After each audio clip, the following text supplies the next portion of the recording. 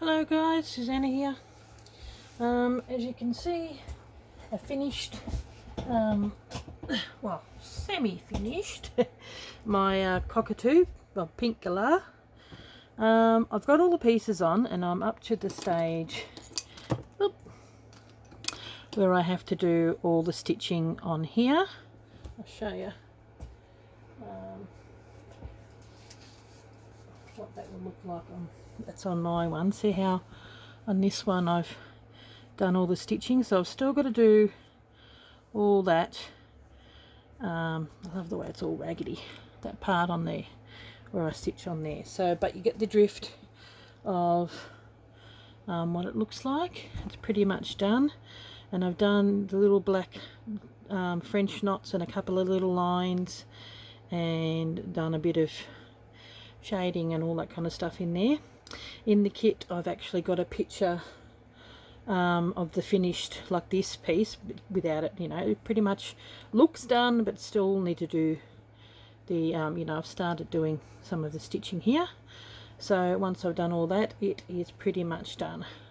So yeah, once I finish doing that I will probably put this up on my Etsy store for sale. So I love it. I just love how it's turned out. It is so gorgeous. Yeah, so I won't be doing any more of this as part of the tutorial, but I thought I'll show you what it looks like done. And yeah, it's beautiful. I'm really happy with how that's turned out. And then while I was here, I thought I'd do a little bit of show and tell, because I haven't really got much, like it was a very quick showing you how to do the tutorial. I went to the vintage market. I haven't showed you a bit of a haul. I've gotten a few bits and pieces, and these are the ones I can think of. And I got this, and I've kept this aside with my vintage French vintage finds, which I'm probably going to use this in the probably as one of the centerpieces over the top of the quilt or whatever it is. I just absolutely love it. I think it is so beautiful. Yeah, I just the stitching and everything on that, like, it's amazing. It feels so soft. Sometimes it's worth paying a little bit extra for something that is just amazing. And because I'm an embroiderer myself, I know how much work has gone into this baby. So, and while I was there, I found this. You guys that have know me on Instagram, which is Susanna E1969, would have seen this and this book in the on my Instagram page. I just love it. It's so beautiful. It's 1920. Yeah, I think this first page. I saw it. It just literally had my name all over it. You know, I love tea, and I'm of Dutch heritage.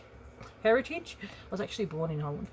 So, but look at the old, look, isn't that gorgeous? It's got so many beautiful old pictures and stuff in there, even a couple of coloured ones. So, needless to say, I'll be keeping the bits and pieces that are in the book. You can tell it's really old. So I'm not sure what I want to do with this, but I probably am going to be turning it into some sort of journal. And the back of it looks like it's an end page, but it's actually, you know, quite thick cardboard. It does look like it's starting to come undone here. I may have to do something about that and maybe seal it. I want to keep the cover. And chatterbox, that's what they used to call me when I was younger. So yeah, I haven't made a journal in a while, and looking at this has really inspired me to make one. I don't know what I'm going to do with it, but I will just see. It's just something special. So I've got that. On a Etsy store, I bought some beautiful was it antique vintage yo-yos? They're just gorgeous. Just love them. So they were all in a little quilt put together. These are some of the big ones, and some of them I've kept aside. For these I'm going to keep for me. And then this was a massive big quilt, all lots of, you know, feed sack and all that kind of stuff. So when I was together, it's actually had exactly 100 little you know, yo-yos. But I sat there one evening meticulously pulling it apart so it didn't break. It's not easy cutting it and pulling them apart without breaking them because the fabric is old.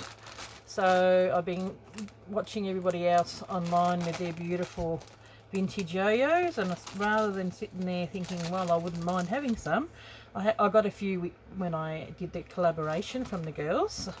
They were generous enough to share some of them with me, but I thought I'm gonna buy some for myself. So got this from I think, oh, I can't remember what it's called, Sisters something Sisters.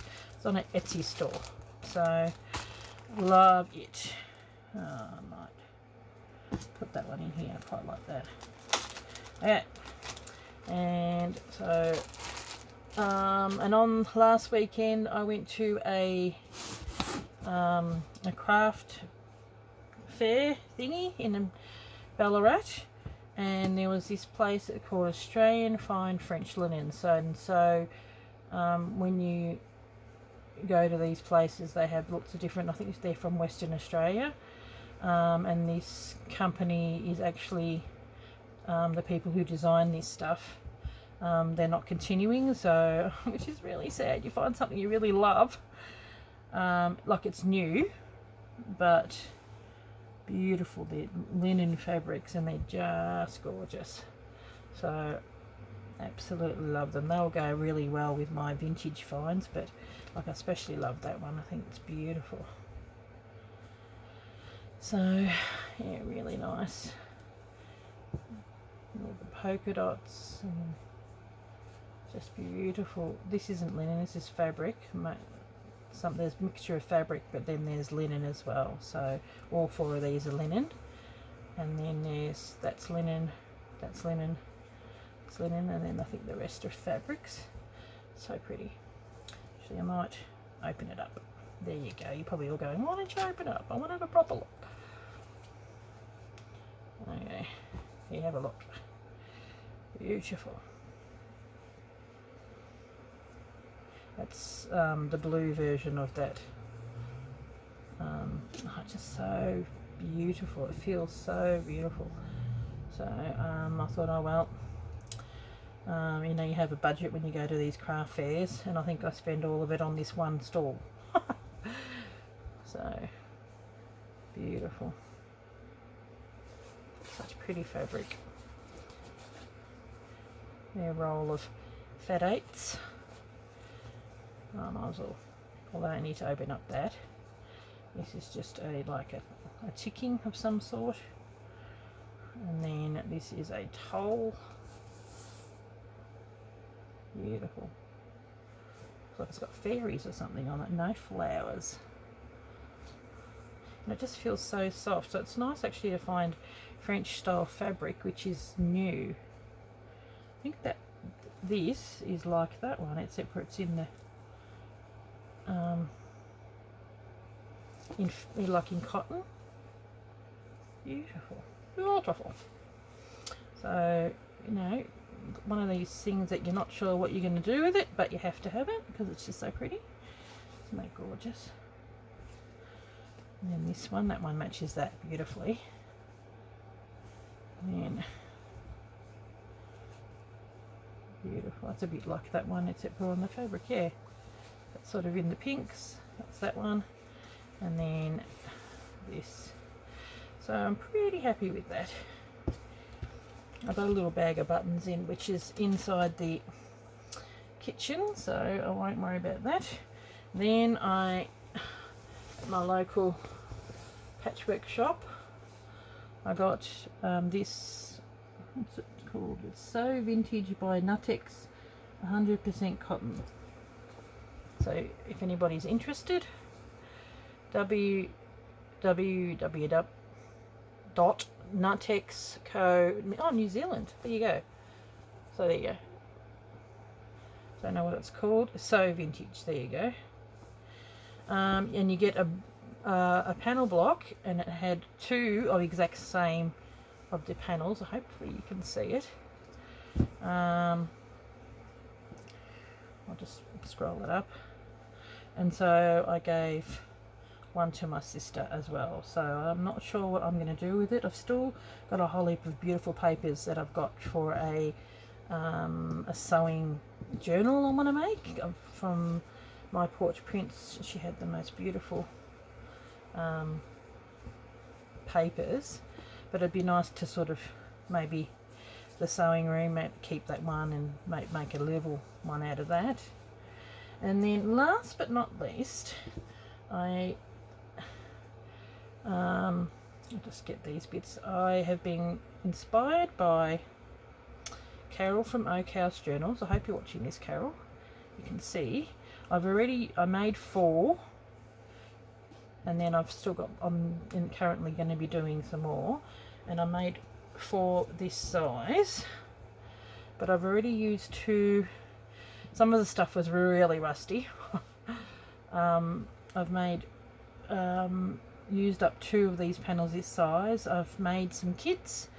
Something that I'm working on, this seasonal journal thing that I'm doing. So I've already cut up the 2, but look at that, these are like little washers, and so it was nice to actually do something like, because I have all sorts of trouble with eco dyeing, and it's so good that something turned out. It's just so awesome. I just loved it. So if you go onto Carol's Oak House Journals, and she will teach you how to do rusting technique, and I use the vinegar technique. I probably will remember.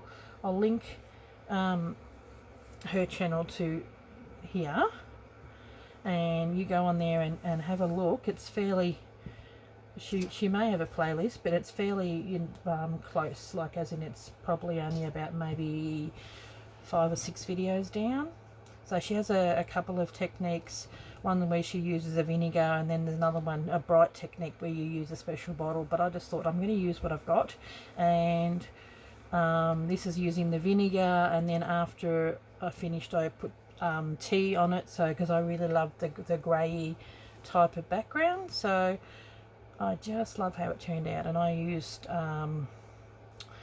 sort of vintage sheeting like what she did too. Really, it soaks it up really well. So, but you could probably use calico.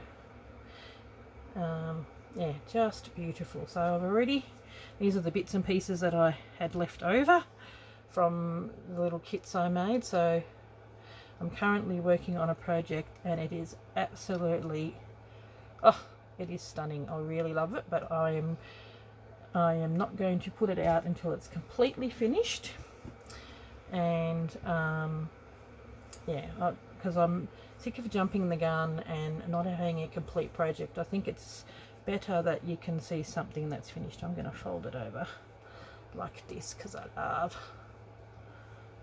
that. I think that's really pretty. So there you go. Nice and proud of this. So beautiful.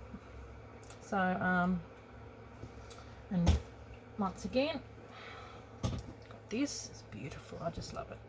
Okay guys, well, it's enough of my babbling for one day, and I hope you have a awesome weekend. And I will catch you it'll be on Tuesday, and I think next Saturday I'll be starting the May block of the month, which is absolutely awesome. It's going to be a bunny, and yeah, it's really nice. I got inspired by Alison Waiterly on Instagram, and I'll yeah, you'll see when I bring that out.